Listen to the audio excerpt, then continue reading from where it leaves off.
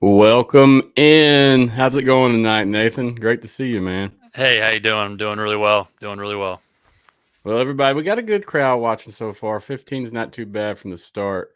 I had some people expressing interest, man, because I know in the alt sports or alt football community, SlamBall is pretty popular. So appreciate you coming on, man. Yeah, no, I'm looking forward to it. Forward to sharing a little bit about it.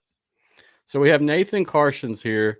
He was a former tight end and long snapper at Western Illinois University.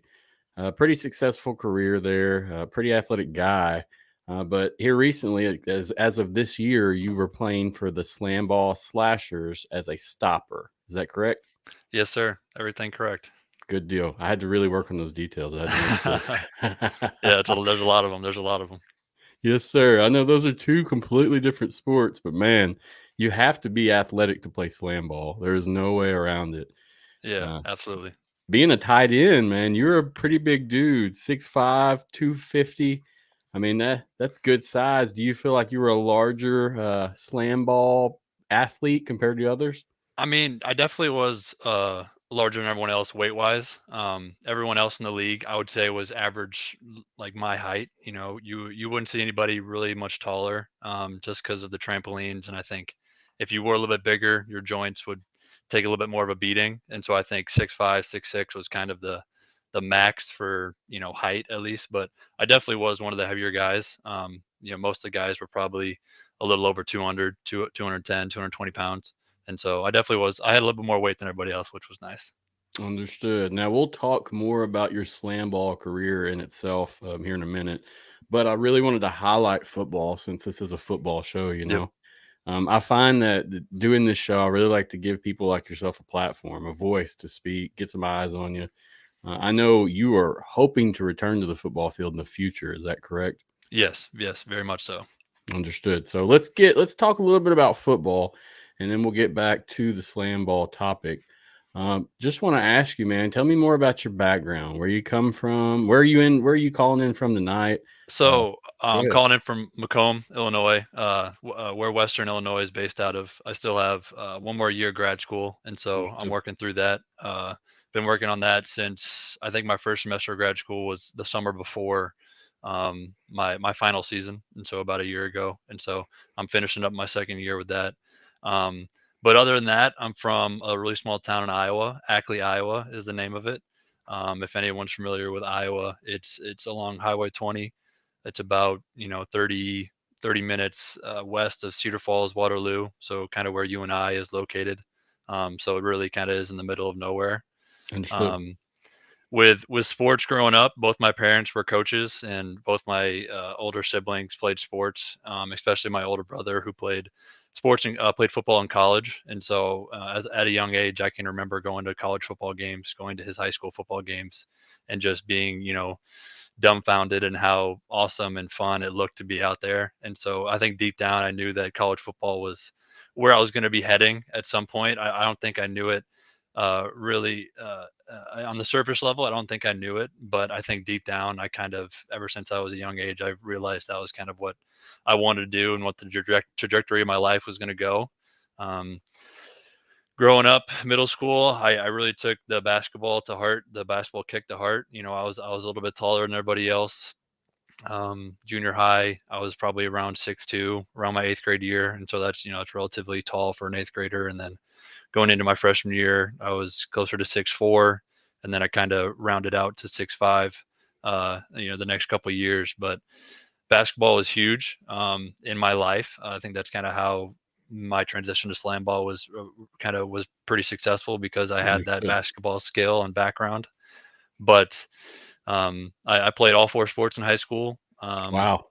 In Iowa, they play baseball in the summer. That's a kind of a big thing that's different from Illinois. I know a lot of my friends in Illinois, they kind of squint at me like, "Oh, you dual sported at some time?" And I said, "No. In Iowa, we play football in the fall, basketball in the winter, track and field in the spring, and then baseball in the summer." And so Wow. it gave That's a us, that's a yeah. busy year, bro. Yeah, yeah, and so it kind of gives us that ability to play all four sports. But yeah, like you said, each sport is either overlapped by a week, or you have maybe a week break between sports. But I think that was kind of what I liked, and I liked to stay busy. And coming from a small town, it was there's not like there was much else to do anyway. And so being involved, whether it was, I only played baseball my junior and senior year, but my previous years in the summer I was playing AU basketball. And so that, either way, I was doing something year round, whether it be, obviously organized sports with my high school, or it was AU in the summer. And so that was relatively my high school experience. Regarding like accolades, I was an all-state discus, or I was state champion in discus when I was in high school. I got runner-up in discus my junior year, and then I got third place in shot put my senior year. And so that was that for track. And then basketball, I think my senior year I was like second team all state, 1A, which is the smallest, or like the lowest level. And then I had other all conference honors in basketball. I scored close to 1,300 points. I think I scored 1,299, so I was 1 point Wow. off 13 1,300. Had close to 800 or maybe even 900 rebounds in my high school career as well. And then with football, which is kind of really strange, I was an all-state football player, but I was an all-state punter twice or three times, I think. They were with different. I like the Iowa Newspaper Association, and then one was the Des Moines Understood. Register. But whenever I got an all-state honor for football, it was because I was a punter. It wasn't because of I was, a great quarterback, or, great tight end, or a great defensive player. It was because I was a good punter. And so that's kind of a funny kind of accolade I get to say. I was an all-state player, but at the same time I was an all-state punter. And so, whether that has as much weight or merit, that's kind of up for you to decide. Understood. Understood. So coming out of school, I mean, seeing as your parents were coaches, I was a coach at one time. I mean, you must have really had sports instilled in your veins there. I mean, I Yeah. feel Yeah. like, yeah. Yeah, So absolutely, absolutely. I can remember, if after school I would obviously come back, because they were both teachers as well, and so I would come back to their room, whether they were teaching in the elementary or middle school or high school. I would go back to their room, and more than likely they wouldn't be there. They would be out at practice, coaching. And so if I wasn't just playing in my parents' room, after school, I would be sitting around at the basketball. I remember my dad was a high school girls basketball coach, and so from like I said, as young as I can remember just kind of shooting hoops on the side basket. And all the girls thought I was a really cute kid. And I think I think I grew out of that cuteness relatively quickly, as I hit puberty. I'm sure some people will say that as well. But that was a plus. High school girls come up to me, "Oh, you're such a cute little," that was good with me. And so, maybe I did that because of the girls. Maybe I just liked being around sports. But yeah, like you said, both my parents kind of, that athletic gene was instilled into me, not only, as a coach, but, as they were both felt respectively good athletes as well in their day. So it was kind of something that was just a family, thing. In my family, it's teaching and sports are kind of the two staples. Both my parents are teachers.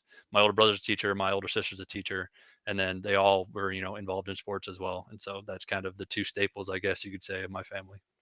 understood. Much respect to your parents. I know I was a Yeah, teacher and a coach for Quite a while, in my opinion. Yep. And it's a tough gig, man. Oh So yeah. much respect to them, and then much respect to them for raising you correctly. Yeah. And putting that in you. Because I mean, Yep. a lot of the people that have these failed lives or aren't doing very well. I mean, they don't have those qualities. They don't have that background. They don't have So I get it. And Hmm. when you're living in a small town, especially, you need that because Yeah. it's real Absolutely. easy to get in trouble or do something you're not Yeah. supposed to. Yep. Oh So. yeah. I know that too well. Understood. Yep. So getting to know more about you, that's awesome, dude. I didn't realize that you had that big of athletic background, but it does make sense seeing as you're playing slam ball now and just played Yeah. football Yep. in 2022. So Hmm. can I ask you before we move on, in terms of the slam ball, are you still on the slam ball team currently on the roster? That's kind of some gray area right now. Understood. I know they had mentioned that they'd see me again next summer, and so I'm looking forward to going back again next summer. So like that's for sure a thing. Cool. Whether the teams are going to be the same, whether the format's going to be the same, that's kind of up in the air right now. But I do know for sure that I'll be back next summer, Cool. and I'll be playing for slam ball at least, whether it's for the Slashers or another team or whatever it may be. But I think for sure I'll be back next summer. So that's Sounds that's good. all I really know for sure right now. I understand. I just had to ask. I didn't want to like imply or say Yeah. things that, Yep. and to make it sound like you are, and then people watching thinking you are and you Yeah. aren't. So Yep. that's why I asked for sure. And we'll get, like I said, we'll Of get course. back on the actual slam ball, but I had to ask that question quickly. So that's your background. Tell me, describe your time playing like tight end, long snapper at Western Illinois. I mean, I'm going to play a clip in the background while you talk. Okay. Okay. Yeah. Sounds good. All right. No, that was first and foremost. I thank Western for allowing me to come play football there and being able to do so for 6 years. Not a lot of people can say one, they played college football for 6 years, and two, be able to do it all at the same place, especially nowadays. A lot of guys are play somewhere for a year or two and they move on to somewhere else or transfer just so they can play more. But I felt like Western was a home since day one. So getting recruited to play there it was late in my senior year. It was after my senior year of football. It was during my senior year of basketball. They kind of called me one night and they talked to me about coming to visits and coming to visit me in basketball practice and all that kind of stuff. And so I took some visits there, and it was a small town. I felt very comfortable there, coming from a smaller town in Iowa, and so I felt, and the coaches all seemed to care a lot, not only about me as a player, but me as a person, and just showed those aspects to me. So that's what kind of brought me to Western. Um, when I first got to Western in 2017, they're a really good team. They had a lot of depth at the tight end position. They used a lot of tight ends in a lot of different way. And so while I was a little discouraged not being able to play that first initial year, I knew that uh, my work was going to be cut out for me, in the fact that they were going to use tight ends, and they were going to use them a lot. And then that's kind of how my career progressed. My first couple of years at Western were probably a little bit less, a little bit, not as successful as maybe I wanted them to be, especially the tight end position. And what I'd seen my true freshman year, I saw tight ends making a lot of plays, playing a lot of snaps. And so, I was a little discouraged that first couple of years. And I think a big part of it too was that transition from 1A football, where I was always bigger. I was, somewhat faster than everybody else. I weighed more than everybody else. I kind of could just bully everyone, Yep. coming to the Missouri Valley Conference, which is, one of the best conferences in college football, at least the best in the FCS. And so, the physicality that it took to play at that level, especially the tight end playing in the trenches against, all American defensive linemen week in and week out, that was something I kind of had to learn the hard way. And it kind of took me a little bit longer to develop into that kind of skill set. But no, I think everything happened for a reason, and I developed into the player that I was the last couple of years. Obviously, with the COVID season, playing 6 games, I think in 2020 or early, 2021, that was um, that was definitely an experience. Being a college athlete during COVID is, I'm sure people will be talking about that for a long time. But Yep. especially in the Missouri Valley, where we played our spring season and then turned around and played our fall season. Um, I was relatively happy with how the spring season went. Was really looking forward to the fall season. As a tight end, I didn't play up to my ability. I feel like that next fall season, 2021, and um, And then obviously with the coaching change after that, and then coming into my final year, 2022, I kind of wrestled with that decision of whether or not to stay or whether or not to transfer out. Because with a new coach, especially being my last year, I wanted to make sure it was good. And, I just knew deep down that staying at Western was my best opportunity, my best choice. And, I think it ended up going well for me. So at tight end, that was a big kind of, that's how my career progressed. I feel like I could have made a much more impact earlier if I had learned just simple things and kind of had realized what it took, just work ethic wise. But the last couple of years, I feel like I did the best that I could with the opportunities I was given, obviously. And then with long snapper, that's a little bit of a different story. I think it was around, maybe it was the year before the COVID season, and so it might have been fall of 2019, or maybe it was spring of 2020. It was one of the two. We were out at spring practice, and we had just graduated a long snapper who was really good, and we didn't really have a new transfer long snapper coming in yet, at least for the spring practices and spring semester. And so the coaches were just like, okay, has anyone ever long snapped before? And me, never having long snap before, I had been an all-state punter. And so, but I remember going to some camp when I was 10 years old, and they took 5 minutes and be like, hey, this is how you snap. Like, it was just randomly, they did it at a camp one time. And I was like, well, I've done it before, obviously not implying how much or how well I'd done it before. They're like, okay, you can give it a shot.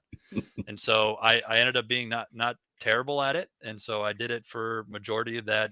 I was a scout team kind of long snapper for that spring season, and then the next year or two, we had an older tight end at that point who kind of said the same thing and kind of had actually done it before, and so he was the guy, my second and third to last year, um, before my senior year. My senior year was the only year that or my final year, my graduate year, whatever you want to call it, was the only year that I actually was the long snapper, the starting long snapper.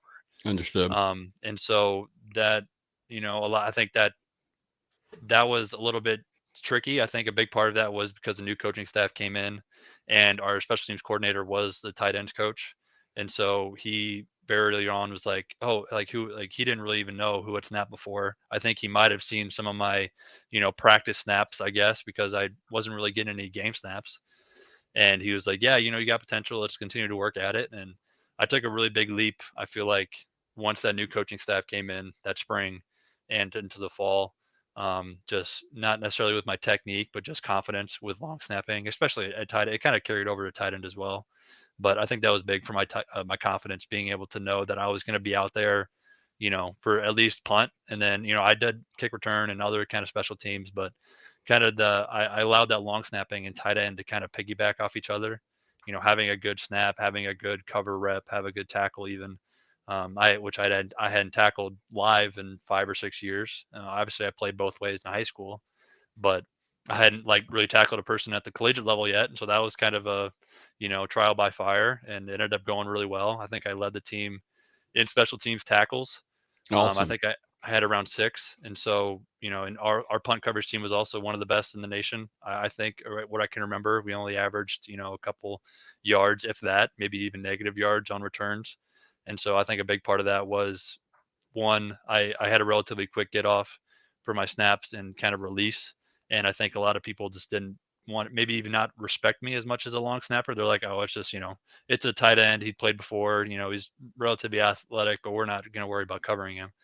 And no one really ever did cover me. And so if I didn't make the tackle initially, I was going to push a guy to the boundary or the sideline, and my other guys were going to make that tackle.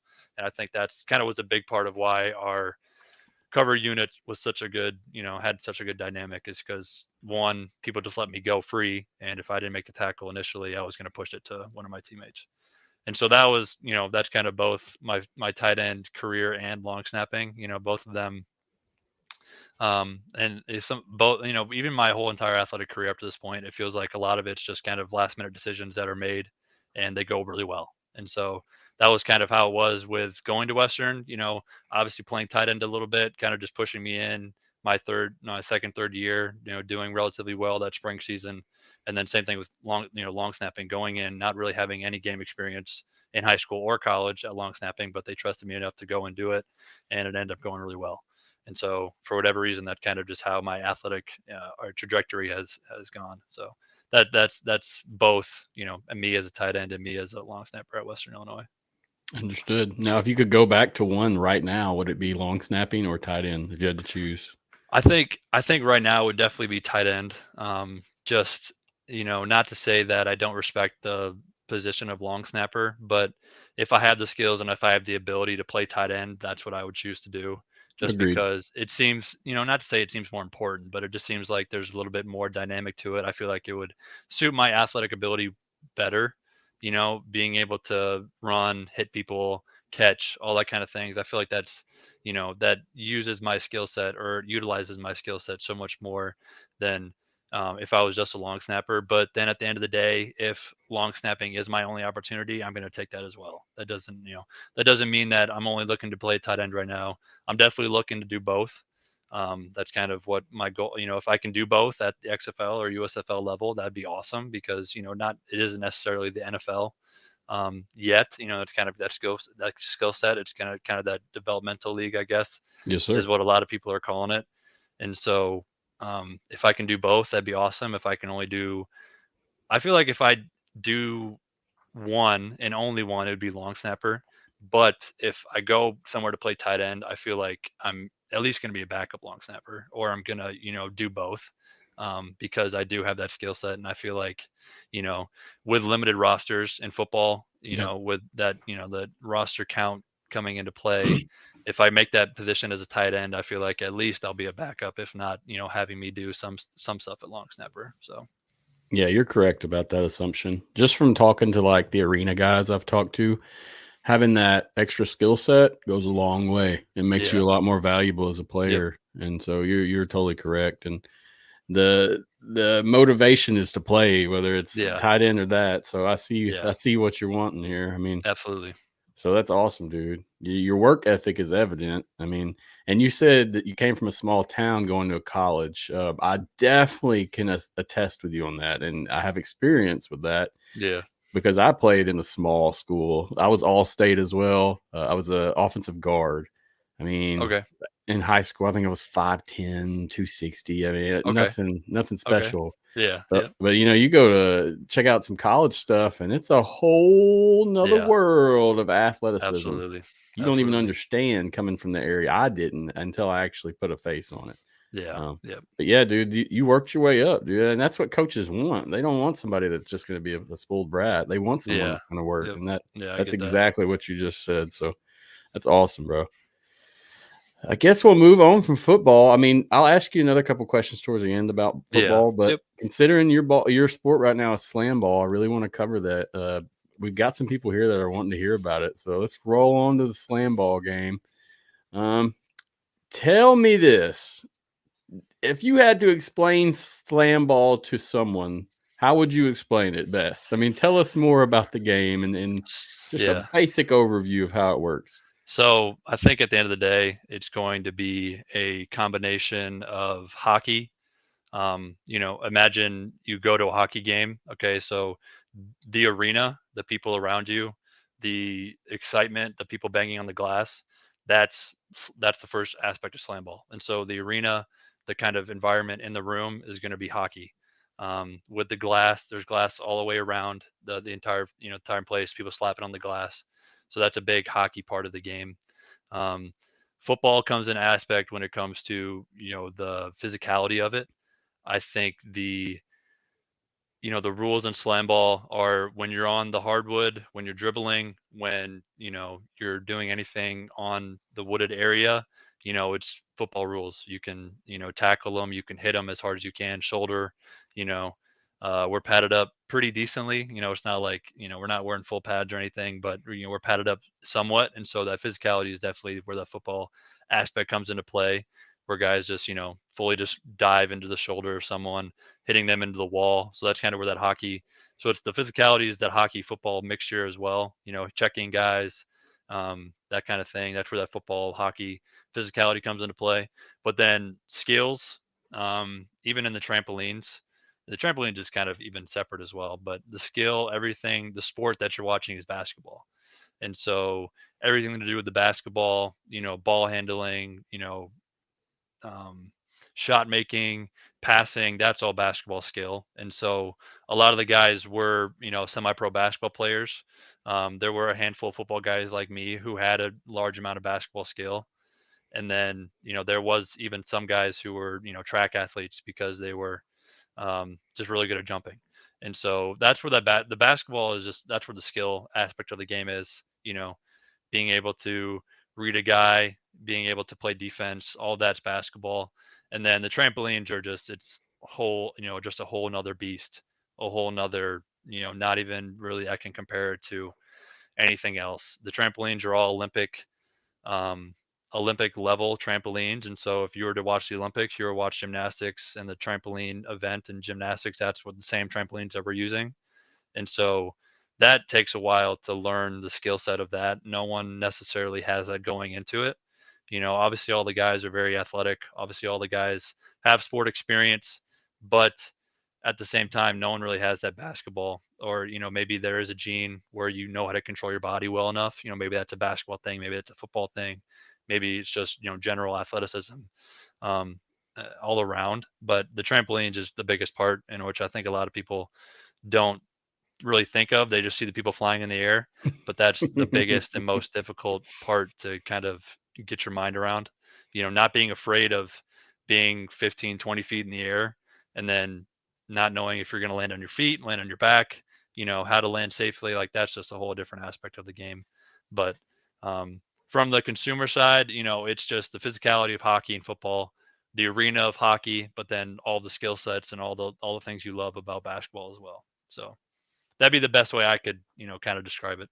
Makes sense, totally, and it you have more insight on it than I ever could, honestly. Yeah. I mean, Yep. if someone asked me, I'm talking we're playing basketball and trampolines. I mean, Yeah. that's what Yeah. I'm Yeah.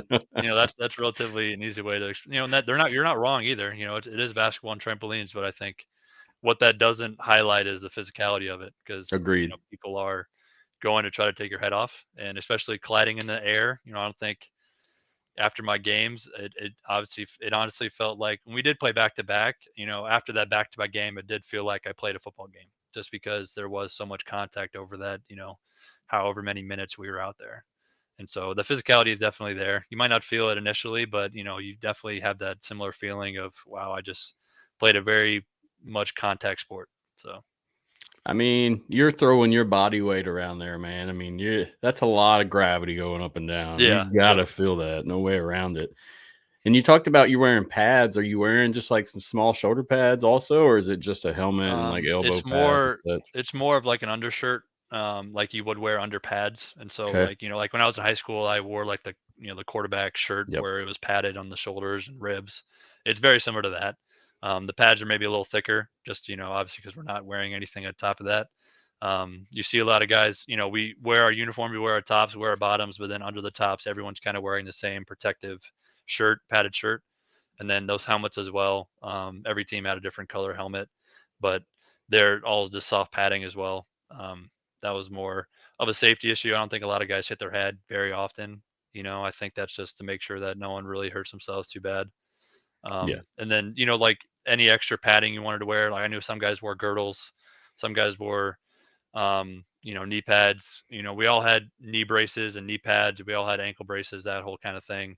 So that was definitely a part of the game as well, just knowing the toll it was going to take on your joints over time. Because, while it does look cool and you are, 20 feet in the air, 15 feet in the air, you're still making contact. You're still going to land awkwardly sometimes. And so being protected, at least the lower body joints, that was a big part of it too as well.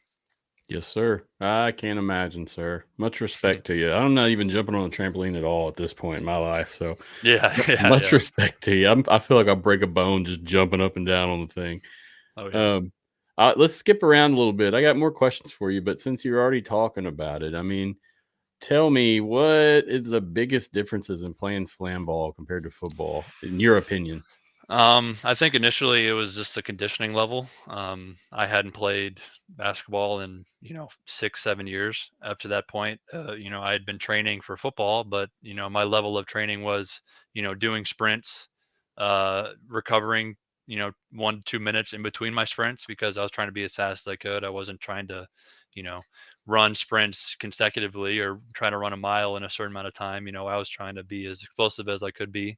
Yes, sir. And having that endurance level and then being explosive, those aren't necessarily you can't really train those at the same time. They kind of, one has to come before the other, or one has to come following the other. And so um with the comparisons, the physicality is definitely there. You definitely feel the physicality. Maybe it's not as much hits to your head. That's a big, football. Obviously, you're playing with your head. You're playing with the helmets. You don't really feel that as much. It's a lot more, arms, legs. I think a big part of it is legs. Unless you're running the ball, unless I caught a lot of passes or I was getting tackled a bunch. My legs weren't really getting taxed, regarding hits. But I felt like in SlamBall, dudes were going to be landing on you. Dudes were going to be hitting you in the legs, in midair. Sometimes you beat a guy, and so he's, way below you. And so he might hit your leg with his hand, coming across, just trying to make a basket. And so the bruises, I feel like on the lower extremities was a big part. Bruises on just your body in general um, was definitely a big difference, I feel like, with SlamBall. But and obviously the conditioning level was very much different as well as SlamBall. I kind of had to transition relatively quick with my conditioning. I kind of came into the whole SlamBall thing very late. Um, I kind of showed up with about 2 weeks, 2 to 3 weeks left of the training before the even season started. A lot of the guys had been there for like a month and a half, and Gotcha. so even if they had not already been in their like the correct shape, I feel like they just had a lot more time to adjust because like I said, the trampolines, you know, jumping or going from trampoline to hardwood and back and forth, like that's its whole other level of conditioning. There's no amount of running, no amount of doing any kind of cardio machine or anything like that is going to kind of get you in shape for being able to jump on a trampoline, be explosive there, land on a hardwood and not fall over, and then being able to run up and down the court. I was lucky enough at Stopper where I didn't have to do a lot of up and down movement on the court. I would come up and play a little offense, whether it be distributing or shooting. But I think I was lucky in that aspect of, kind of being able to hide my conditioning level. But, going into next year, that's going to be a big thing I need to focus on, just making sure I'm good to go conditioning wise, because that was a huge aspect for me. I feel like where it did help me though was that physicality aspect. A lot of the guys were a little bit thinner. Well, maybe weren't as used to much contact as I was, and so that was something I really enjoyed, being able to kind of hit people again, especially with my body mass that I had being in the air. Even no matter how hard they were coming at me, I kind of could hold my ground to a Yep. certain extent. And so that was something that I enjoyed and kind of had an advantage in, and that's why I think I excelled um, a lot at Stopper because I was a little bit more physical. I had a little bit more skill, maybe in regarding to hand placement. Playing tight end, battling with hands with the defensive lineman. That's not really something that a basketball player I feel like does that often. They might use their body to protect themselves from a shot, but they're not using their hands to get other people's hands off them or away from Yep. them. Yep. And so I feel like that was a big thing that also carried over from slam ball to football. But I yes, it's physical. I think that's the only really thing that they were, and that kind of competitive aspect to it. That was definitely how they were similar. But at the end of the day, they're very different and kind of how just everything goes about. And I feel like being able to adapt to it was a big part of it as well. But yes, they're similar in physicality, but they definitely have a lot of big differences that I was lucky to have skill sets in. Yeah. Yeah. You could tell you had to have some athleticism because I mean, I'm not saying this as a professional, but I do Yeah, not know if a big heavy set tight end could come in and be successful in this sport like you have. It seems like you have to be able to redirect and do yeah, things and yeah, think offhand. And much like football, football is much more of a team sport, I feel like. Yeah. Yep. This is Absolutely. almost like basketball where, you got a lot of individual skill that has to shine through for your team to Yeah. be able to compete. So Yep. I could definitely see what you're saying. Now, let Absolutely. me ask you this: as stopper, what exactly was your job? Like, what did you do in terms of gameplay? Yeah. So at the stopper position, I'm essentially like a goalie would be in hockey. I'm kind of majority of the time I'm going to be underneath the hoop, behind the hoop. Um, Depending on the team, depending on the offense, some stoppers would come into the offense, just add another body because it is 4-on-4. And so, if a stopper wasn't involved in the offense, then it would be 3-on-3 on the outside, but then the defensive stopper would have, you know, they wouldn't have to account for that extra person. And so I feel like with our offense, having that stopper up and at least being somewhat of a threat, put a lot more pressure on the defense because they couldn't guard everybody on the perimeter. The stopper had to maybe be more involved defensively, making sure that passing lanes weren't as necessarily as open as they were. But um, as I started, I very much was hoping just to kind of stay in the stopper's box and not have to go out because I knew that conditioning factor was going to be a large component. Because even in practice, jumping up and down for a couple hours on the trampoline, not even having to get out and run and that kind of thing, just staying in the trampoline is taxing in itself. And so, um, I really wanted to kind of just stay in my own lane. I knew I could be physical. I knew I could block shots. I knew I could get vertical in the trampoline, and that's kind of what I had only focused on. And then later in the year, I was like, okay, I feel confident doing this. Now I'm going to go out, take a couple shots. I don't think my coaches even knew that I could shoot. They were very much surprised when I started making 4-pointers and shooting a lot, and I ended up leading the league in 4-pointers, which is a crazy thing to That's even think about. awesome, dude.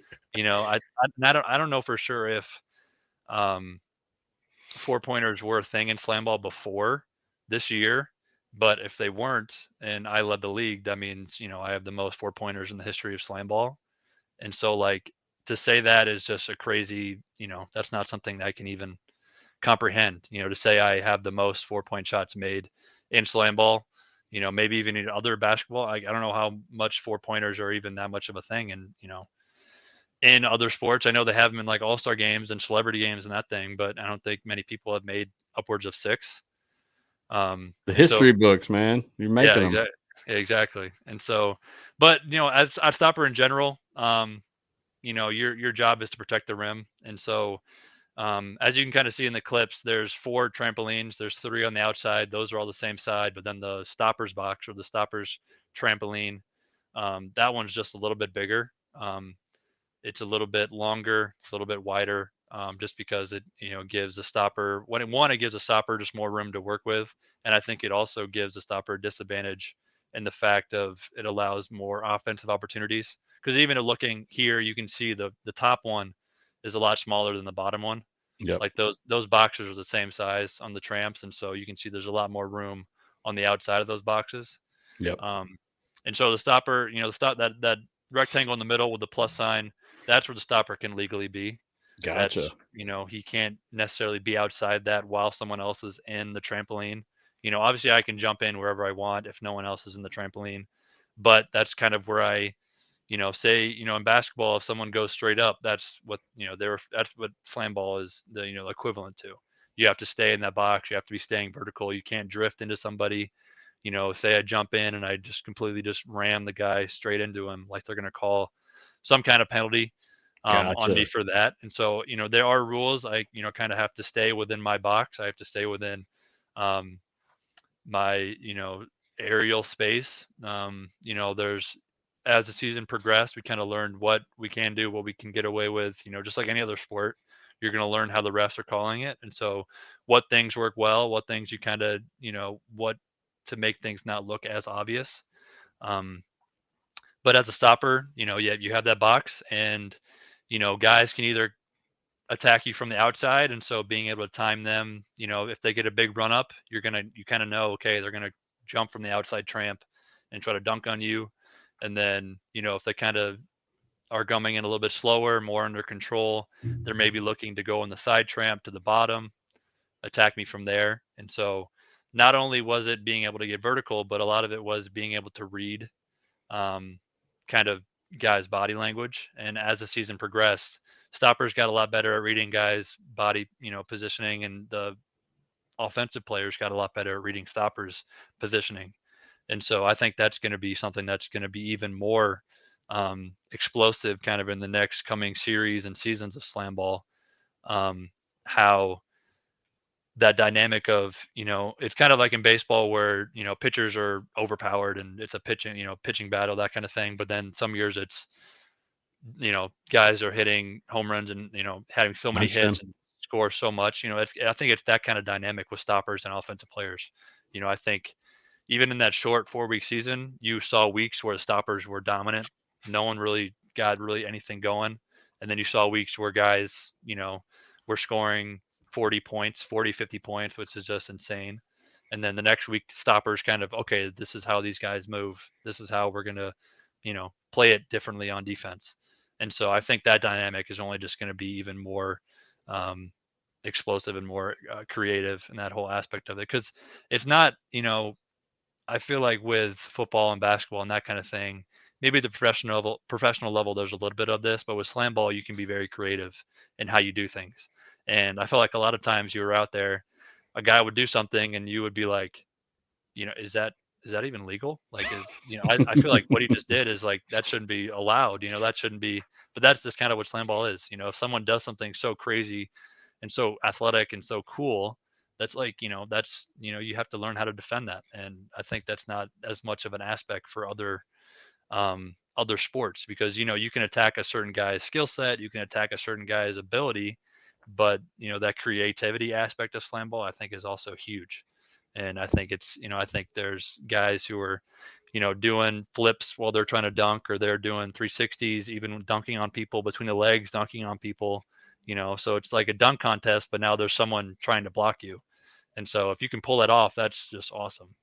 And then I know some stoppers were trying to do like 360 blocks at some point, which is like, that's, if we get to that point, then we'll see if I can do that. But I was happy with my skill set. I was going to keep it nice and simple on defense, and then if I could come up and make a couple shots, make a couple assists, maybe here or there, that was going to be I was going to be happy with that, especially coming in super late.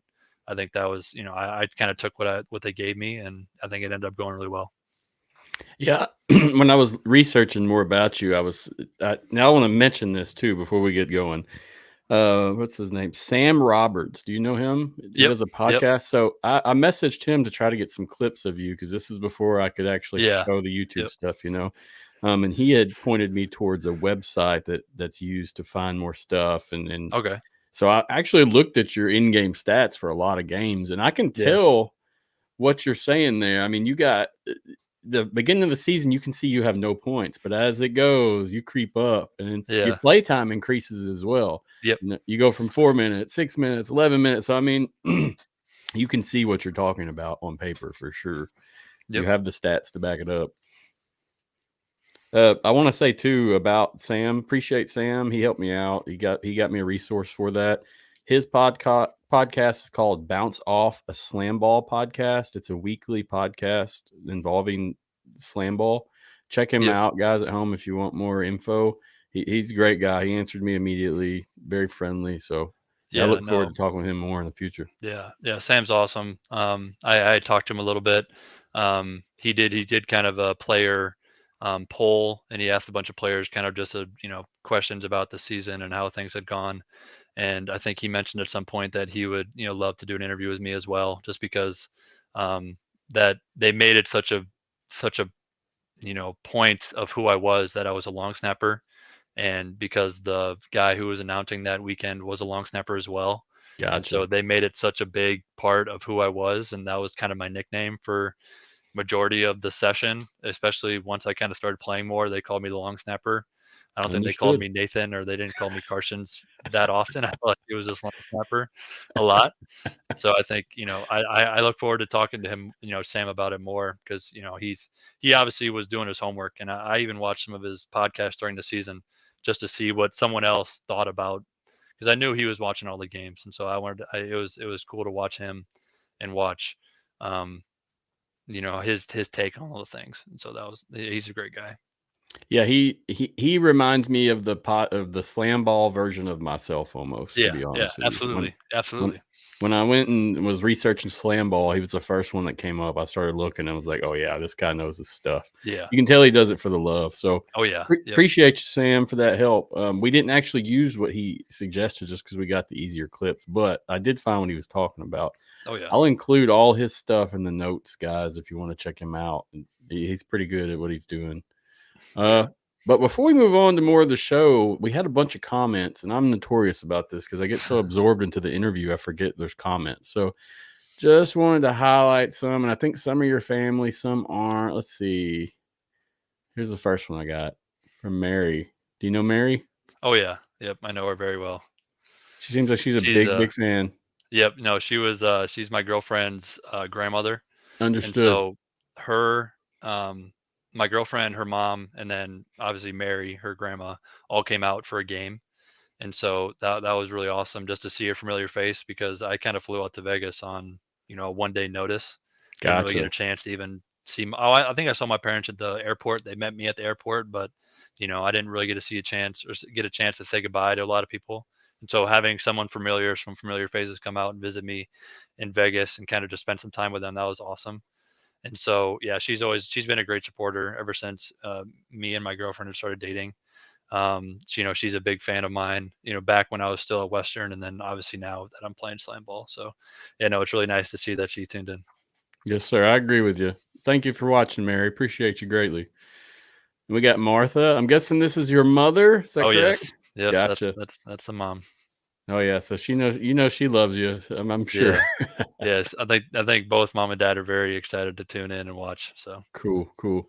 Yeah. Your family seems great, man. From researching you, and then what you told me now. I mean, that's my type of people. I'll say yeah, that's what I've been around for many, many a year. So. hmm absolutely. Oh, we got XFL Mike G. This is one of my guys. Great guy. Punters are athletes too. Yeah, a lot of like I've had that phrase translated in many different ways. I've had long snappers are athletes too. I've had punters are athletes too. So I feel like I know that statement all too well. Kind of being that uh, guy on the outside looking in and just kind of proving that I am an athlete, whether it was a punter or long snapper or whatever it was. And this next one, I'm not sure. I don't know. Maybe you know more about it. But what are we talking about here? So yeah, that's Ackley's my hometown, and so that's David. He was my high school coach's son, and so he Gotcha. was 3 or 4 years under me. I think he might have been a freshman when I was a senior, or if he was a sophomore when I was a senior. I know he was just a couple years below me, and so early in my high school career, he was a water boy. He was always around at practices. He was always just a cool guy, a cool kid that was super excited about just everything that was going on. And so recently, me and him have been in contact. I think he's still back coaching, doing a lot of that kind of stuff. But we'll congratulate on each other on whatever's going on in each other's lives. So he'll reach out and we'll talk to each other. But yeah, I think he's just excited to see someone from Ackley doing something that's not a lot of people from Ackley do. Awesome, dude. Awesome. Thank you for watching, David. And lastly, it's another one from Mike G. Mike's always got the best comments. That transition from trampoline to the hardwood hurt my knees just watching. Yeah, yeah. I mean, absolutely. I think the first couple times you do it, you don't really even know what's going to happen, and then obviously you do it more and more and it becomes a lot easier and you learn how to land. But initially just thinking, okay, I'm jumping on a trampoline, maybe I'm not jumping super high, I'm only jumping 5 feet in the air, 6 feet in the air. But then you think, okay, let me get on top of a 6 foot ladder and just jump off and land on something hard. That when you think about it that way, you're like, whoa, that's way too much. Yep. Um, but I think a thing that helped was, and I don't think you can really notice it unless you go to a slam ball game and you go to the court. The hardwood, it's not just a regular basketball court where, if a regular basketball court, it's wood and, it's very solid. There may be some give depending on what the level. I know some NBA courts have a little bit of give just because, they know that landing and landing and landing is such a, you know, large thing. But it's not just a regular old, high school basketball court. They each section of the court, obviously the court's raised about 6 feet because with the trampolines, the trampoline goes down 4 or 5, maybe even, close to 6 feet every time someone jumps in, especially if a lot of guys jump in at the same time. And so there needs to be that kind of room underneath. Um, but the they have, it's kind of like a tiling for the hardwood. Um, it's not necessarily super, not each, the hardwood isn't like a trampoline either. It's definitely hard. You definitely can land. There's that, but there's still some give because Gotcha. it's tiled.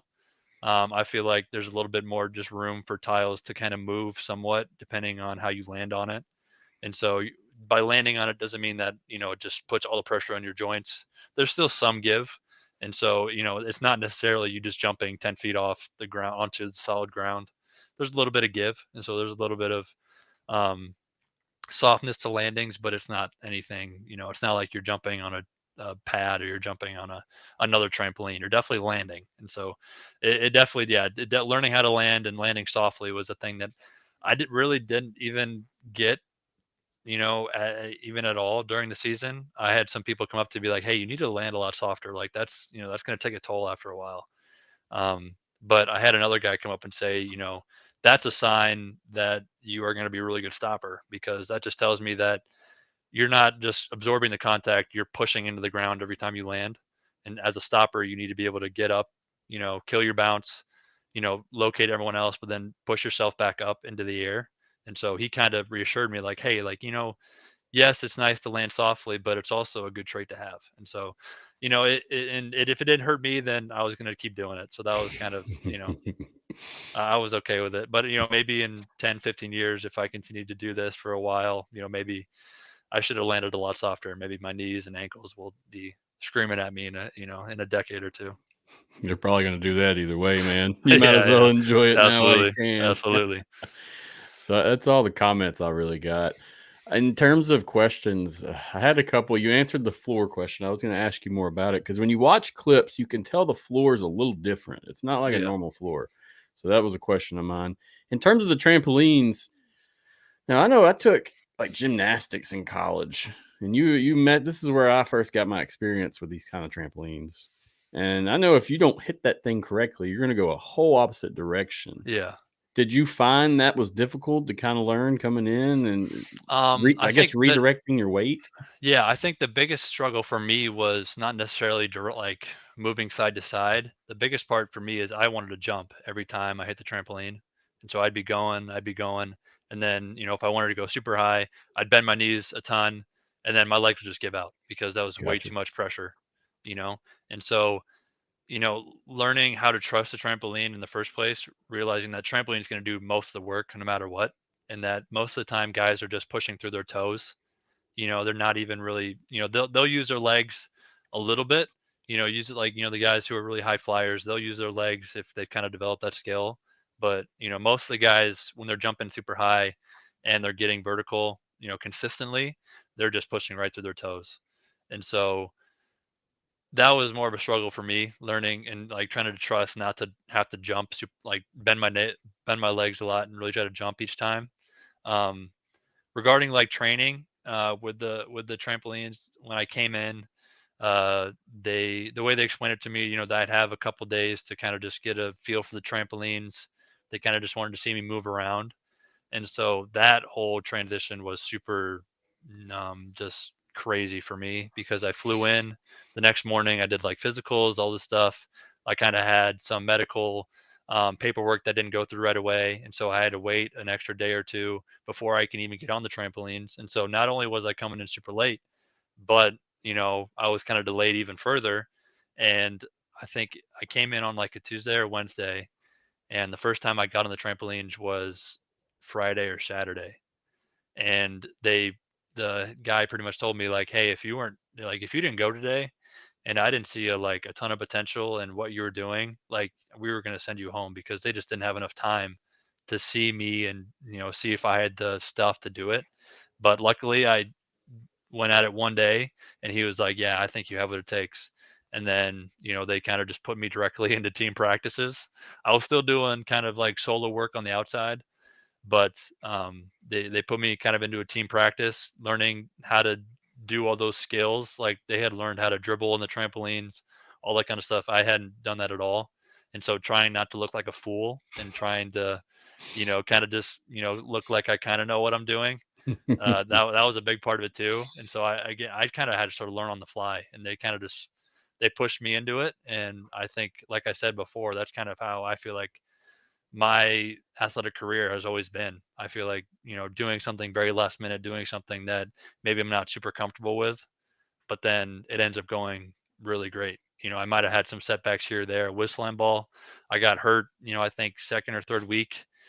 Just a lower, I tweaked my ankle, tweaked my knee a little bit. Nothing super serious, but with being on your trampoline every day, you kind of have to be 100%. Like that's, you can't really hide that. Yep. Like maybe you can in football or any other sport. And so that, I think a big part of that too is just kind of having them push me into it. I didn't really get that time to transition to it, but no, everything happened for a reason, and it ended up going really great. I started with a team, they put me on a different team, and they were like, "We feel like you have potential to be really good." And kind of slowly, just inch by inch, get improved every week, got more comfortable on the trampolines, got more comfortable with the game in general. And you can kind of see that, like you said, week by week, game by game, you can kind of see, okay, he played 2 minutes, 3 minutes, okay, he played 10 minutes, okay, he Yep. played 15, oh, he played 20 minutes and he scored 8 points, or he played 20 minutes and he made 2 4 pointers, and he got a face off and all that kind of stuff like that. A lot of those things I just kind of went with, and I just, I was like, hey, I'm here. I might as well just show them what I got, and it ended up going really well. Understood. I mean, you basically answered one of my questions. I was just going to ask you to describe, I mean, your experience, but I think we got a pretty good idea of how that goes, Yeah, in terms of actual play. It you make it sound easy, but I know this stuff's hard. yeah, Yeah, yeah, I know it's difficult. yeah, It looks hard, man, but much yeah, respect to you, dude, to be able to just change sports like that. I know, football wise, whatever you end up doing, whether it be the new XFL, USFL, or if it's AFL or CL, anything like that, with what you're talking and your skill set and your work ethic, I think you have a place somewhere. You just got to find yeah, where you're home at, man. yep, absolutely, That's that's awesome that you can do those things, because a lot of people are stuck, unfortunately, in yeah, doing one thing all the yeah, time. yep, And it may not be what you want, but it's just what you're gifted with. But yep. congrats, man. Thank you. Let's see. Mike asked a question regarding SlamBall. I'll get to that question in just a second, Mike. I want to finish the whole convo before I get to that one. Tell you what, let's go ahead and answer Mike's question. Mike said, "How do we watch SlamBall?" And so I think originally a lot of them were on ESPN Plus. I think I checked recently. I don't know. They only have so much of a archive of games. You can see a lot of the highlights, a lot of the. They might not be full games yet. I don't know if they'll share full games. I know you can see full games from like the original Slam Ball in the early 2000s. They'll have those on YouTube, but I'm sure you can look up highlights. Just Google Slam Ball or Google Slam Ball highlights. You can watch majority of the top 10 plays, or top dunks of the week, or blocks of the week, or whatever it may be. I think they have a lot of the playoff games on YouTube as well. I think they're just highlights, and so you can watch like the 5 or 6 7 minute supercut of the quarterfinal games, semifinal games, championship game. Something I didn't mention is I was lucky enough to be on a team that we made the championship game. That was something that I was like, oh, I hope we make the playoffs when we first learned about the playoffs. And then we made the playoffs. We kind of solidified our spot. And then I felt like we had a really good, path to the playoffs. I knew at some point we were going to play the Mob. And so for those of you who are familiar with Slam Ball, the Mob was just unstoppable force. Not only did they have an amazing offense, they had the best stopper in the league. And so if on the off chance you could stop them, you weren't going to you weren't going to score on them. Or if you could score on them, there's no way you're going to stop them. And unfortunately we lost in the championship game, but Gotcha.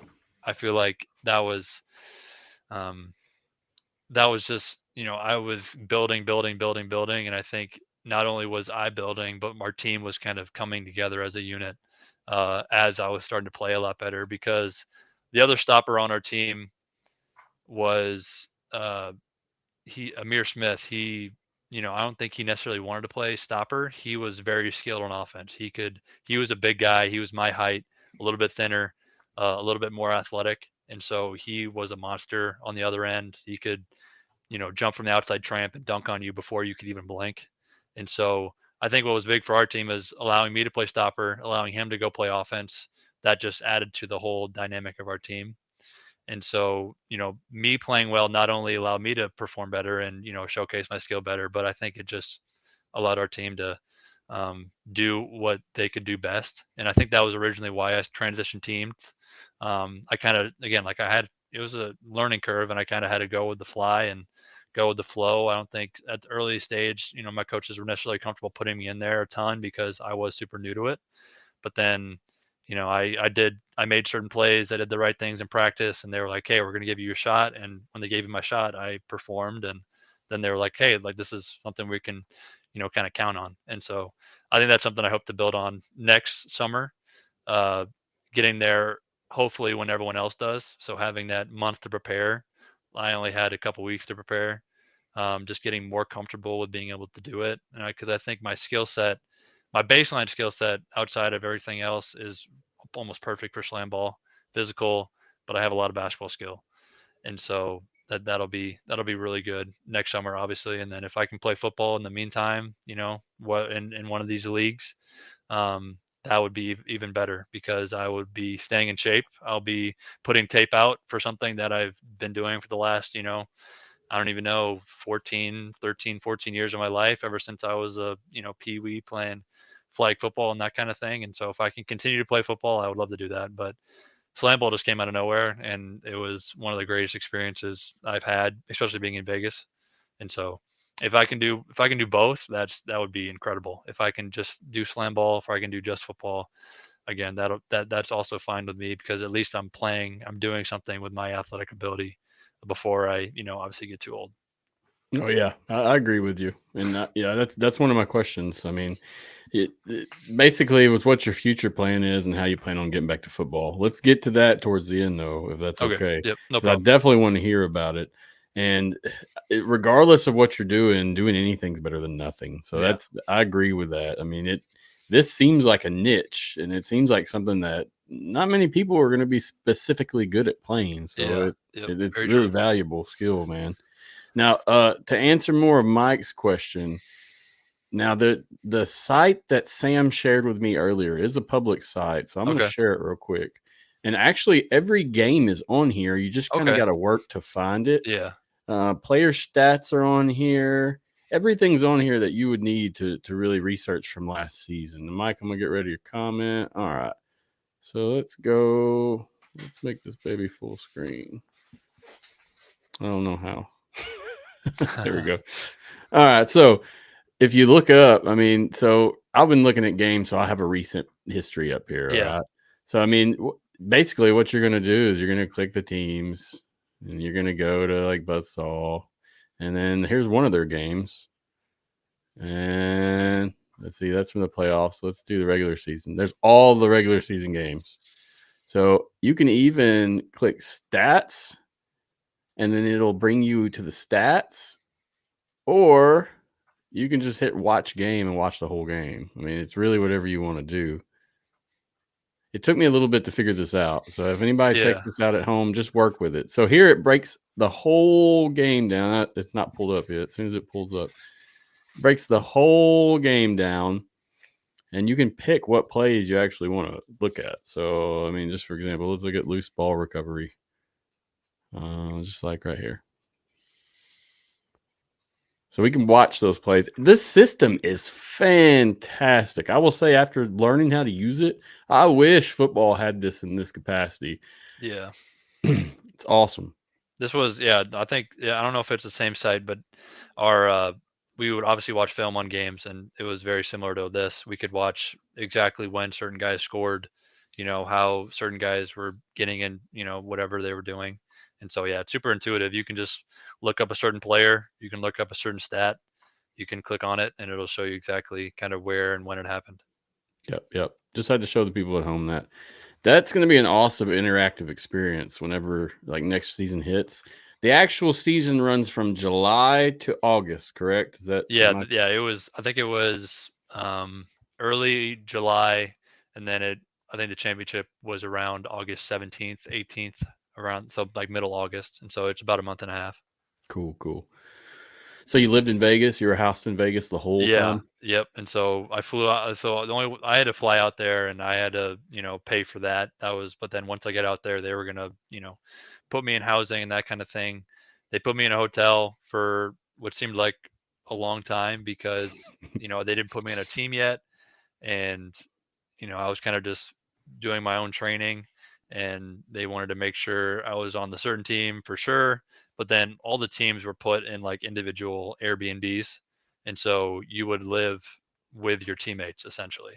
And Understood. so not only would you ride to practice with each other, but you would spend each like the rest of your time with them. And so it really allowed you to kind of get to know them a lot better. You weren't just seeing them a couple hours a day, you were seeing them, almost 24/7. And so that was awesome. And they provided transportation. When I was in the hotel, they would give me codes to get a taxi or get a lift. And then once I moved to a house, they had like team vehicles that we used to get from place to place. Sweet. That's awesome, dude. I mean, that has to make an impact on your playing, just knowing you're took care of in Yeah, the back yeah, burner. yeah. That was a big part of it. That's one of the saddest things about some of the stuff that comes up, such as the smaller leagues and stuff, is when they actually take, you know, full advantage of these players. And Yeah, so seeing that something like this is giving you all this tape, they're taking care of you, they're paying you, and then plus you got the teammates with you. I'm sure that helps amplify the yeah. gameplay. There's no way around it. Absolutely, absolutely. Yeah. Now, let me ask you this question. How would your teammates describe you if they had to, if I sat down and said, "Hey, can you describe Nathan for me or long Um, snapper for me?" I feel like yeah, there you go. I think I know I was super quiet initially, especially with SlamBall because I was super new, and so I didn't really know. I had gotten some initial kind of feedback on who each player was and kind of at least how they played. I didn't really kind of know their personality. I just kind of had watched them practice a couple times, and so the first couple days that I moved in, even prior when I'd practiced with them, I kind of stayed super quiet. Um, I'm not someone who has to force myself on others. I'm gonna see how comfortable they are with me, how I feel comfortable with them before I kind of start, forcing my personality onto them. Yes, sir. But I feel like what kind of went hand in hand was the better I started playing in practice or in the games, I feel like that was the more and more my personality kind of came out. And I'm sure a lot of the guys on my team will tell you, I was joking with them 24/7. Like I would take inside jokes that they had that I'd been hearing, and I would turn it up a notch, and that whole kind of thing. We had a thing on our team.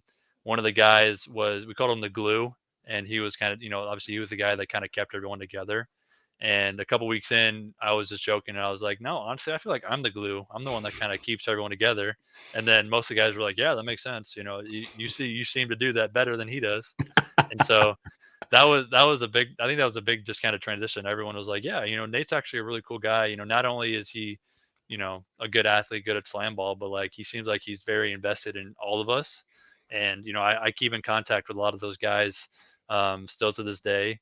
Some of those guys they're almost like celebrities in their own right. I'm may or may not have been the least famous of all the people in slam ball. I'm sure there was a couple other guys who only had a couple hundred followers like I do, but um, I felt like I was able to keep everyone grounded and keep everyone together. And so that's one thing definitely about me. I'm definitely serious when I need to be serious, when games, in practice, when, I think that whole kind of coaching aspect comes into it too. Being able to read not only players, but how your coaches are trying to go about something, how just read the room in regards to what's kind of how are guys feeling right now? How should we be feeling? I feel like that's a big part of how I was able to translate to my players my teammates as well. That coaching aspect to it of being able to like, okay, this is, we're doing well, we're building, I can kind of be joking, I can be funny, but then also like, we need to get this right. We need to fix this. And I think my teammates kind of saw that in me as well. And I think that was kind of how I was in, at Western in football. Um, I wasn't always a super vocal guy. I was going to speak up when I felt like I needed to speak up, but like I said, I don't want to force myself on anybody. I don't want to feel like I'm overbearing and trying to tell someone how to do something, because I wouldn't want someone to tell me to do that. I hate when people are super all like, this is what you need to do, like, and they never kind of let up and they never let you learn. I think a big part of growing as a person and as an athlete is, a coach gives you instruction, but then you have to figure it out yourself. Find You know, your you, own way. Yeah. yeah, exactly. You can't just listen to a coach and do exactly what he says over and over and over again. You're not going to build any kind of, problem solving skills, as a person or as an athlete. And so I think all my teammates back at Western would, kind of describe me the same way. I'm definitely a goofball. I love to mess around. I love to, joke around, have a good time, obviously within the confines of, it's appropriate. Yeah. I'm not going to be the guy who can read the room, and obviously it's very tense, and I'm not going to, make crack a joke then. I know when to speak, and I know when to be serious. I know when to be funny. And I feel like a lot of guys would say that about me. I feel like they would say that I don't talk a lot, but when I do talk, it's either hilarious or it's very insightful. And so the majority, that would probably how my teammates would describe me. They would either describe me as hilarious, or they'd mostly describe me as hilarious. They probably wouldn't, they wouldn't say that I'm insightful right away. But if you asked, if you ask them, what about when things are serious? How would you describe him? They'd be like, oh no, he's very thought out. He's very um, cerebral in how he goes about things with the sport. But they would definitely say that I was funny, and I was always just joking around when things were light and when things were funny. Understood. Maybe we'll get a SlamBall reality TV show next Yeah, year. That'll that'd be be awesome. entertaining. Honestly, that'd be awesome. All right, I got a couple more questions for you before we roll off the air. This one just goes back to a general question, okay? So, what's your best athletic experience? I mean, out of life, you could be high school, college, this and slam ball, whatever you think's the Yeah. best. I think I'm gonna give one from high school, one from college, and obviously I Cool. think I to go without saying SlamBall was not the craziest best experience I've had as an athlete. Like, I'd obviously be lying. It was, honestly, there's still times I just think about. I was in Vegas for a month and a half. I didn't have to pay for anything. I was essentially going to a gym, going to an arena, and doing PE, essentially playing a PE game with some of my closest friends at the time, every day for 2 hours. Like, that's honestly the best way I can explain it. Like, you Good go times. in, everyone is having a blast. Like, that's another thing I haven't mentioned yet, but like, everyone with slam ball was solely invested on furthering the sport. Like, there was no beefs. Like, no one was like, oh yeah, that guy, he's kind of a character, no one really likes him. Like, everyone was on the program of trying to progress slam ball, make it the best it could be. And that goes top down. Like, the guy I talked to trying to get out there, he was awesome. He was someone that I knew I was going to like from the first time I talked to him. He was cracking jokes. He was kind of like, hey, he knew, like, kind of like he knew when to be serious, when to crack jokes. Like, I got that from him, like, instantly. And then when I met him face to face, it was the same thing. You knew when to fear him and when to know, like, hey, he's being serious, but then you also knew that he was a fun guy and he wanted everything to go well. And so, definitely overall, I feel like slam ball has been the best experience I've ever had as an athlete. I feel like it really rejuvenated a lot of things in me with like with just athletics in general. I felt like it taught me what it feels like to, have that competitive edge. Because I feel like, once you're at a certain level for so long, you kind of just, things aren't as new. You kind of go with the motions. It's impossible to go against that. Playing college football for so long, you're kind of like, oh yeah, and playing another game, going to a hotel, taking a lot of things for advantage, taking a lot of things, to, and just, it was just, I don't know, it was just crazy. And there's still times I can't even really even explain it. I talked to a guy in the team a week or so ago. He texted me and I was like, he even said, like, there's still times I think back, like, did we even just do that? Like, were we on ESPN for a month and a half It playing was slam fast. ball? And so, like, and just can't wait to do it again. And so that's definitely, I'd be lying if I say that wasn't my best athletic experience ever. Um, For college, that would, not to say that it wasn't a football memory, but I remember one of my first couple of years, we had an intramural basketball team with a lot of football players, and we won the championship. That was awesome. Like, Had some even slam though, ball like yeah, activities there. yeah, like not, I didn't think, I'm a college athlete. There's no way I can do intramural basketball, and there's no way they're going to let a team be all football players. But they were like, yeah, whatever. And so we just that Wow, that was is hard to believe, dude. and so that we won a championship, and so that was cool. With football, I feel like the spring season of COVID, that was a majority of it. When we got that final win against Youngstown State, um, we had lost 5 in a row, and we were playing Youngstown at home. Kind of had some injuries, so like we weren't necessarily the deepest we had been at all. We kind of had I think going into that spring, we only had like 70 guys total on a roster, which is like crazy low for a Division I football team. Like For that's sure. some high school teams have more numbers than that. Yep. And so going into that season, kind of knowing that this is gonna, we're gonna have to grind this out. And I think I made a couple good plays that game. Team ended up winning, and that ended up being our last game of the spring season because we had so many injuries. We just couldn't continue. I think that was a just culmination of me playing really well, and then me playing well and the team playing really well. I felt like up to that point, it had been one or the other. I had had a good game, but we lost, or the team played really well, or didn't play as much. And so that was kind of both of them coming together. Me feeling like, okay, I can succeed and the team can concede, and that was I think that was really big for me in my collegiate career. High school, I obviously have to say I think that was my state championship in discus because well, and honestly, I don't even know if it was my state championship in discus. I think it might have been my runner-up my junior year because I wasn't expected to be even top or podium, be top 8. I think going into that meet, I was like 12th or 13th or 14th, and the headline I think said the next day like it takes a state record, state meet record throw to beat Karsjens, and it actually did. The guy who got first threw like 200 feet, Dang. which was like the state record. And I threw Wow. 175, which is obviously 25 feet for like under what he threw. But the next guy under me was like 150. And so any other year I would have won.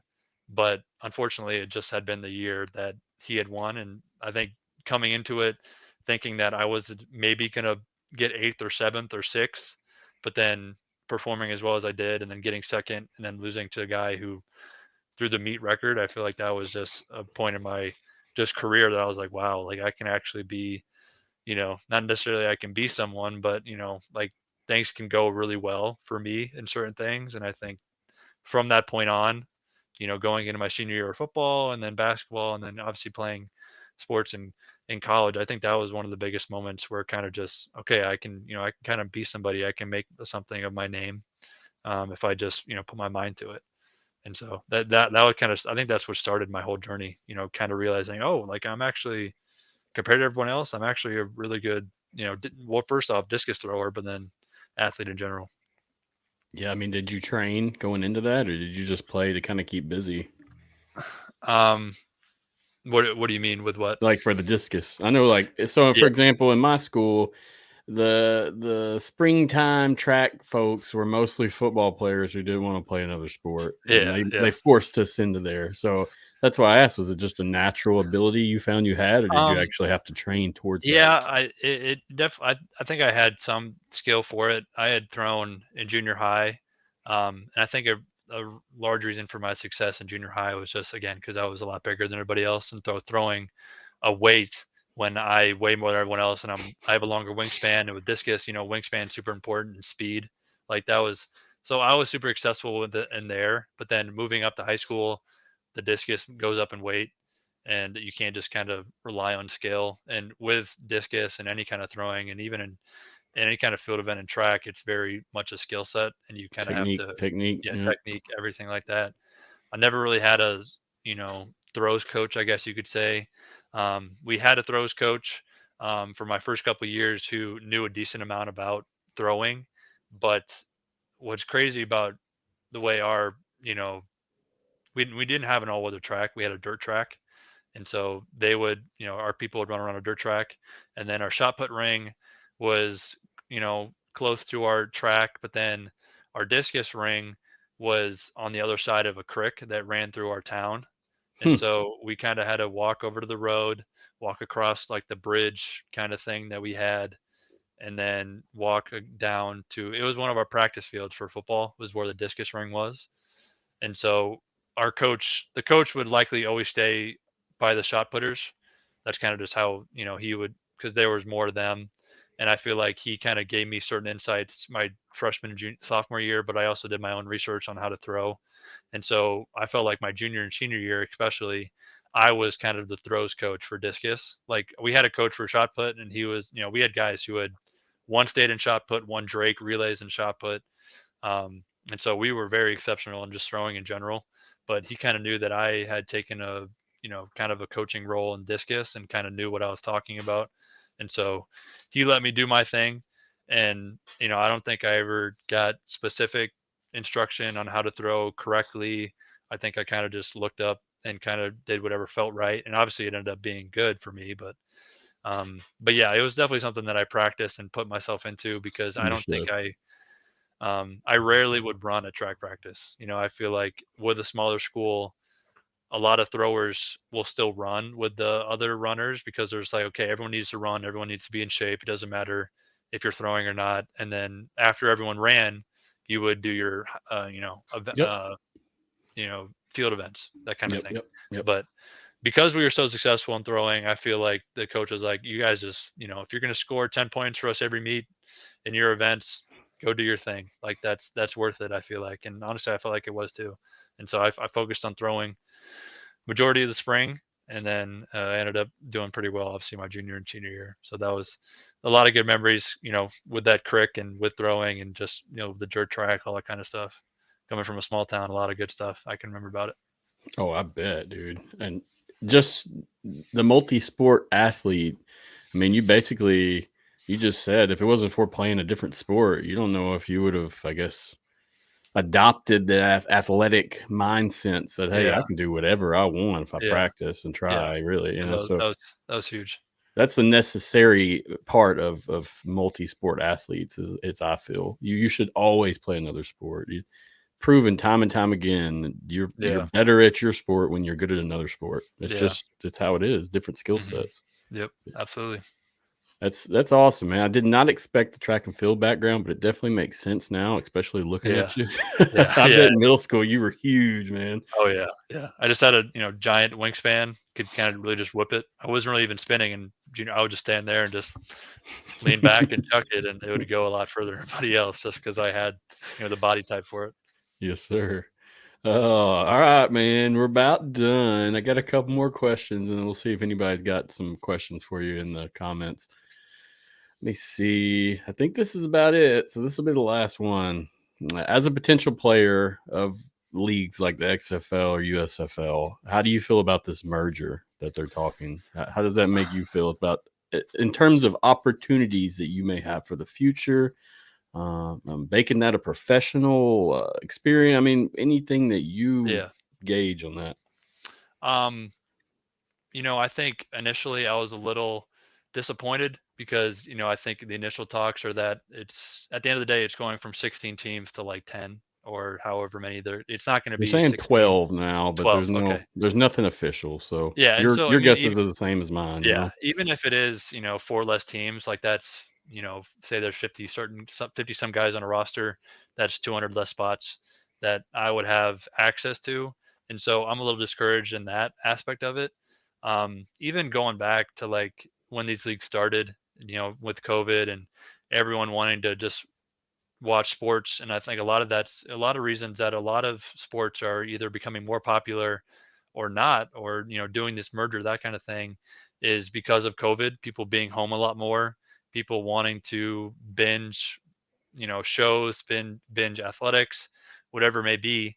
And so I think even from the early, you know, as these leagues were being developed, and once they were kind of head to head, both being in the spring, they might not have had the exact same schedules, but both being in the spring to summer, both kind of competing for the same players in a sense, those guys who are just right below that NFL level, those guys who might need a little bit more refining before they can go to the NFL. some of those guys who were in the NFL, in a training camp, but then, they don't, obviously they make huge cuts in the NFL. And so if you make an NFL roster initially, but then get cut during training camp, a lot of those guys have nothing else to do. And a lot of Exactly. those guys don't want to go to like indoor football league or an arena league because they don't see it as high value as what they feel like they are, which is completely understandable, I feel like, to me.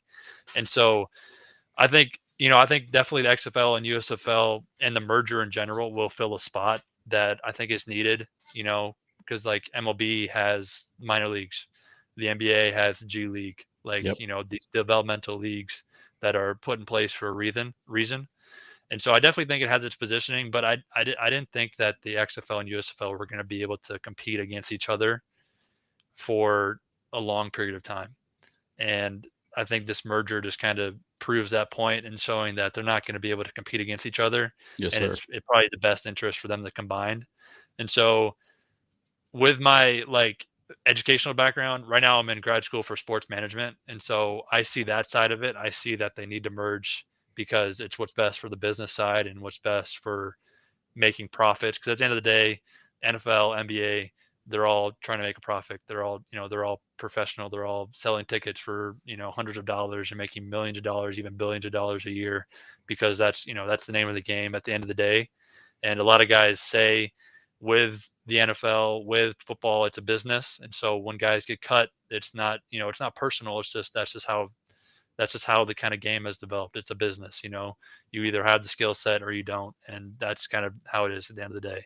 And so from the sports management side, I definitely see the importance of this going through and kind of working, because like I said, I don't think that they could compete against each other for much longer. That initial kind of COVID wave is kind of um, not as big as it initially was. People aren't really pushing for watching football, or having different avenues to watch football as much as they were. And so I definitely think it makes sense in the, business aspect of it, but as a player, as a potential player, um, especially if they do cut the teams down, that won't help me at all with trying to get into the league. But again, I think with them combining, I think the benefits from both, where one league had a pro, another league had a pro, there might have been a con here or there. I feel like with the merger, they're going to learn from both of their experiences and build a league that is better than either of them could have been separate. And so the only downside would be getting a spot, getting a chance to play, because I know there's likely going to be less spots no matter what happens. But I think it's going to be best for um, professional football in general, not only for the individual leagues. I feel like it's just going to be better for a developmental league for the NFL, and all that kind of stuff. And so, whereas, it doesn't help me necessarily getting a spot on a team in professional football, I think it's at the end of the day, even if I don't get a shot next year or whatever, I feel like it's what's best for professional football. And especially with long snapping, not as much tight end, but long snapping is all about just being ready. That's, a lot of times teams only have one long snapper because that's all they need. They're Yep. not guys who are going out to get hurt or going out to do, they're very just reliable people and they're going to do their job. And so if that means that I play slam ball for, 3, 4, 5, even 5 years, and then a team calls and like, hey, we know you played slam ball, but we know you're a long snapper in this new developmental league. And they're like, hey, we need you to come in and be a long snapper. And then if I still have the skill set to be a tight end, I can maybe do that still. And then if I do well at either, I don't know if being a 30-year-old tight end in one of this, developmental leagues is going to make that jump up to the NFL. Maybe I'm just a little too old at that point. But I feel like long snapping, especially if I'm doing that well at the developmental league, I feel like that jump to the NFL level would be not necessarily easy, but it's a lot more doable and believable, because you do see long snappers in the NFL who are high 30s, if not all in their 30s. I feel like there's not a lot of long snappers are getting drafted out of college. Not a lot of long snappers are getting that um, chance directly out of college, because it is such a skill based job. And so if you can get a guy who's been doing it for 10 plus years, and he's reliable, and he might not be the best coverage guy at the end of the day. That's more important than having a younger guy who's a little bit more athletic, maybe has a little bit more hunger to him, but he's not as skilled, and so he might snap it Yep. over the punter's head. Yep. That they're not willing to make that, um, not willing to make that choice. And so, ultimately, if I can play tight end, like I said, if I can play tight end now and a developmental league, XFL, USFL, or the combined league, I feel like that would be awesome. But I do realize that as I get older, the tight end part of my game might just kind of not be in the cards anymore. But I'm totally open to being a long snapper. Like I said, I think I've told to friends and family, if I can be a long snapper till I'm 40, but I don't start until I'm 28, 29, 30, like that's still 10 years in the NFL or playing professional football. Like that'll be perfect for me, because long snapper, like I said, isn't, you're not receiver, you're not a tight end, you're not a running back, you're not a cornerback, you're not one of these people that are running up and down. You're doing your skill. You still have to be somewhat athletic, but you're doing your job, you're getting off the field, and it's not as much, tax on your body. And so, Agreed. I, at the end of the day, with the merger, yes, it kind of is going to give me less opportunity to maybe play in one of the leagues, but I do see how it's going to benefit not only the players who are playing in it, but the leagues in itself and the future of professional football. Understood. Great answer. I'm not even Thank you. going to attempt to hash that out. I understand. So Thank you. it's Thank you. good you see the value in it, and that's really where it lies, is giving people like you an opportunity to showcase what you got. Yep. And it is unfortunate that you're going to see some jobs cut, whether it be Yeah. like actual Yep. player jobs, coaching, Yeah. Yep. administration Very true. staff, whatever. I mean, you're going Very to see true. some jobs be cut. Now, I lied to you earlier. I said this was the last question. I actually got one more. So sorry, man. Oh, you're good. You're good. Okay. So, what's your future goals? I mean, you kind of already said it, but I mean, in Yeah. a basic sense, I mean, what are you looking to do this next year in Honestly, athletics? I think if I can play football this spring, this winter, that would be awesome. At this point, because I think SlamBall went so well, I don't think I would go and play like the International Football League, I believe is what it's called, like the one down in IFA. Mexico. Yeah, Yeah. the IFA, yep. Or yeah, the I association, yeah, the IFA, or like an arena league, an indoor league, European league. Not to say that's necessarily below me, but because I was so successful in SlamBall, I don't see myself going into a league unless it is, XFL, USFL. Yeah, you're And not going obviously, backwards. You're only yeah, going no, up. yeah. I And so I, understand. I, I see the slam ball as at the same level as what the XFL and the USFL is. And so I'm only going to go laterally. I'm not going to go back down. Just because there's that chance I get hurt. And if I'm going down, getting hurt, that's just a terrible story. And you would hate to see something like that happen. And so if I get that chance to move laterally or even vertically in whatever sense, that's kind of what my goals are now. I know I'm going to be back next summer for slam ball. And so if that means this spring, this winter, I don't get a chance playing football, I'm still going to be doing something as a professional athlete, which I think is better than if I wasn't. My original plan after I'd finished playing football was I was going to give myself until I finished my grad degree to see if anything had happened. I was going to continue to train. I was going to continue to obviously eat right, you know, do my long Nope. snapping. Let's I pause right here. Hold on. Training. You're still training. Where are you Yep. training? Stay that on air, please. I know you told me And so earlier. I'm training still at Western Illinois at the weight room. Majority of the time, I'm still working with a lot of the strength coaches that I had back then. They're putting me through workouts that are very similar to what either the guys are doing now or they had done, in a specific training season. Still training to be explosive, still training to be as strong as I can be. I am working now a little bit more with SlamBall and their kind of administrative and their training staff. I think we have meetings coming up soon regarding off-season training, off-season events, that kind of thing. And so I'll be talking to them about that, just being in good shape general. Um, like I said before, I don't think slam ball and football are necessarily equal in what you need to train for them, but I'm going to do the best I can to be ready for either or. Obviously, I know I'm going to be ready for next summer with slam ball, but I always got to be ready if that football opportunity comes knocking. If I can, get the right, frame, get the right kind of body type to get back into football. I always want to be available to do that. I don't want to just kind of trim down, get super light, be prepared only for slam ball. I want to be able to do both, one or the other. And so bulking back up right now, because again, like I said, I lost a little bit of weight for slam ball. Trying to get back to that football size and shape and ability is super huge for me right now. So that's kind of where my training's at. 5 days a week, if not 6 days, doing stuff on Saturday. I'm always trying to stay active and just stay in the best shape I can be. Because at the end of the day, now my job is to be a professional athlete. At the end of the Yep. day, my job is no longer my job is my body, and so Exactly. so I have to make sure I'm in the good shape and the right opportunities to do that.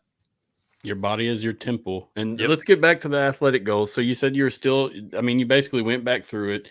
You're training and you're hoping for that opportunity either way, but you're still going to be available for the slam ball. You're training towards slam ball right now. But Yep. I mean, for example, let's say I don't know. Houston Roughnecks call you up next year. Hey man, we need a long snapper. I mean, are you ready to roll out and play? Yeah. Oh, I feel like absolutely. Cool. I feel like, and I've told people this before, but I feel like anything with athletics, at least in my experience, it's like riding a bike. You just got to get back on.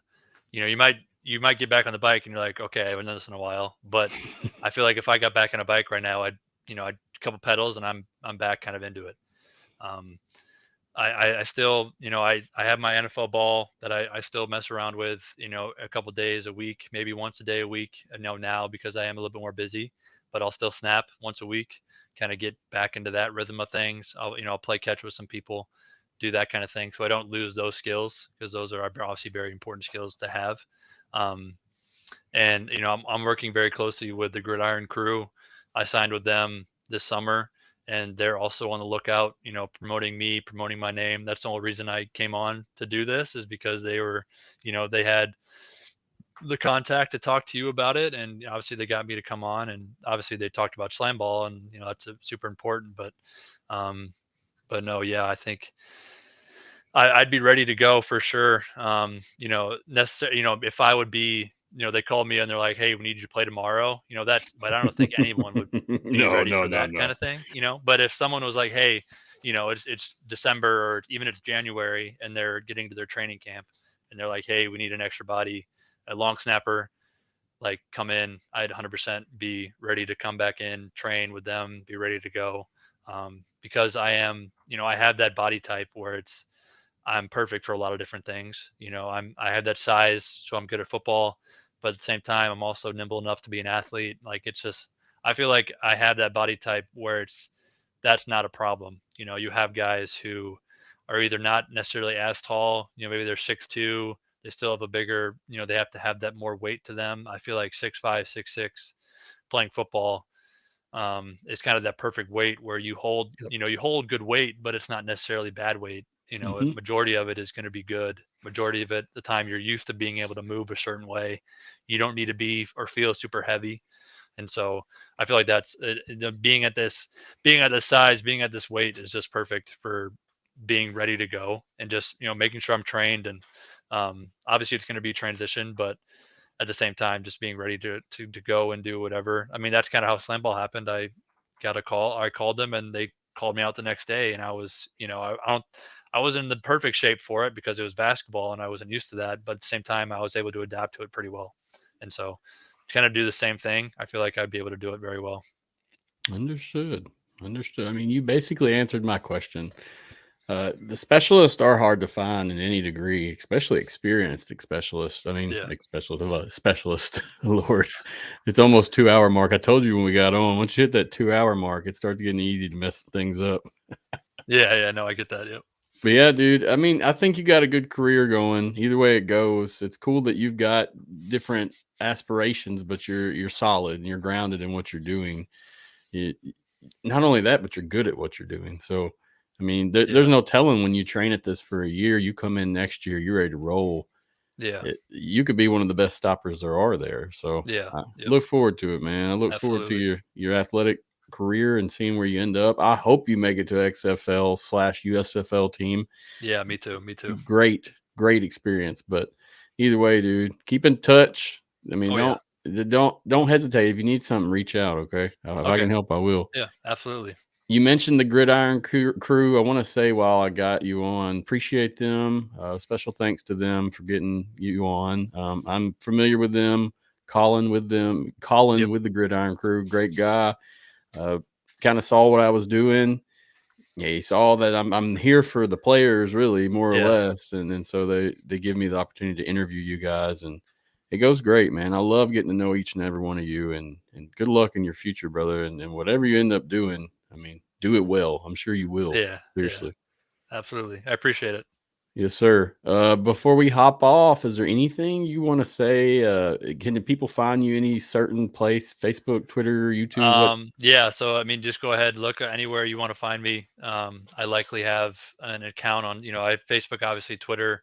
You can probably find me on YouTube as well. You can find my highlights there. If you just want to kind of look me up, SlamBall related, just name my name, Nathan Karsjens, and SlamBall. I'm sure you'll find a link to all my stats. And I think you posted like the app. You'll be able to find all my stuff for that as well. Um, but no, yeah, big shout out to the Gridiron Crew, obviously for Slime Ball as well. Giving me this opportunity. I think not only was Slam Ball a really good experience for me, but I feel like if Slam Ball didn't happen, I don't feel like I would have as much confidence or momentum to kind of continue my athletic journey, especially with them bringing me in and me doing really well and them being like, yeah, we want you back next year. That just kind of, again, it proved to me that I have what it takes to do something in athletics, and I have the ability to do it professionally really well. I don't think I knew that I'd be a professional slam ball player and that would be my first league as a professional athlete or my first experience as a professional athlete. I had no idea.